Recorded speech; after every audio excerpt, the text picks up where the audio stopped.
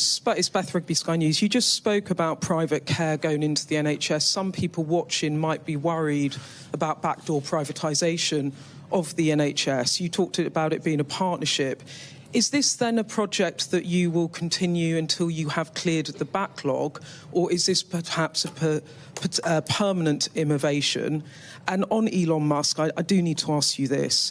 He called your safeguarding minister, Jess Phillips, an evil witch, a rape genocide apologist who should be put in jail. Does that sort of abuse of a minister make you feel angry? And what is your response to that? Thank you. Thank you, Beth. Let me address both of those. Firstly, look, an element of private sector support for the NHS has been there for a very, very long time. This is not new. And clearly we need to make best use of it.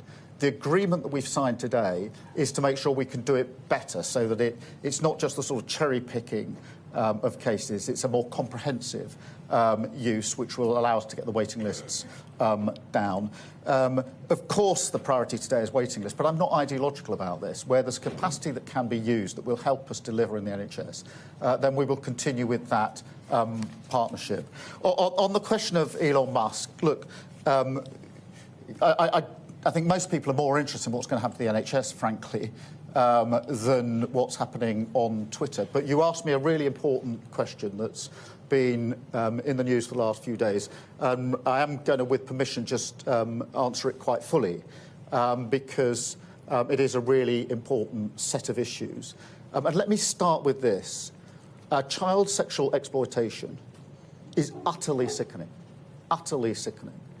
And for many, many years, too many victims have been completely let down by perverse ideas about community relations or by the idea that institutions must be protected above all else. And they've not been listened to and they've not been heard. And when I was chief prosecutor for 5 years, I tackled that head on because I could see what was happening.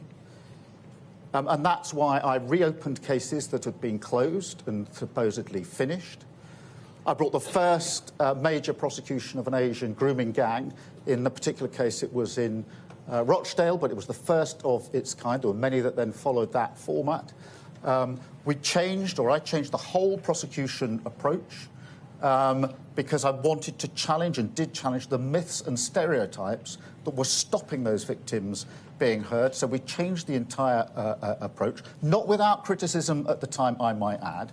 And when I left office, we had the highest number of child sexual abuse cases being prosecuted on record. Now, that record is not secret.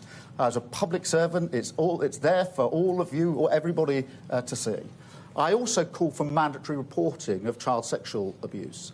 I called for that a decade ago. The Tories did nothing about that for those 10 long years, including when the J report came out nearly 3 years ago now. Central plank, mandatory reporting, still hasn't been done. We're going to do it.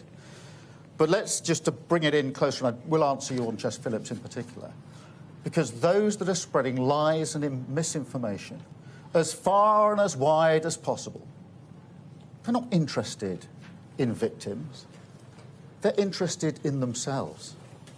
Those who are cheerleading Tommy Robinson, not interested in justice. They're supporting a man who went to prison for nearly collapsing a grooming case, a gang grooming case. These are people who are trying to get some kind of vicarious thrill from street violence that people like Tommy Robinson promote. And those attacking Jess Phillips, who I'm proud to call a colleague and a friend, not protecting victims. Jess Phillips has done 1,000 times more than they've even dreamt about when it comes to protecting victims of sexual abuse throughout her entire career. And so just as I took on the criminal justice system and the institutions when I was chief prosecutor, I'm prepared to call out this for what it is. We've seen this playbook many times, whipping up of intimidation and threats of violence, hoping that the media will amplify it. Now, Jess Phillips does not need me or anybody else to speak on her behalf. But when the poison of the far right leads to serious threats to Jess Phillips and others, then in my book, a line has been crossed.